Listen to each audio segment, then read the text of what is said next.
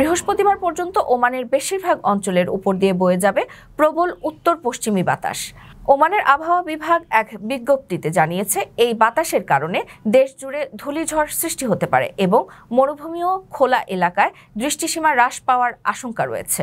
সেই সাথে পশ্চিম মুসান্দাম উপকূলের সমুদ্র হবে অস্বাভাবিক রুক্ষ ও উত্তাল।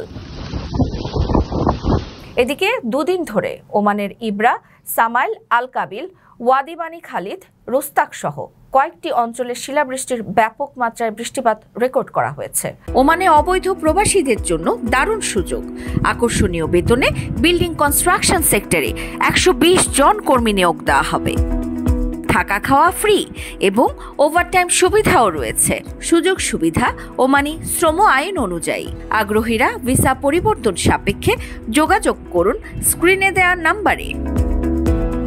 কোথাও কোথাও অতিরিক্ত বৃষ্টিপাতে দেখা দেয় বন্যা পরিস্থিতি।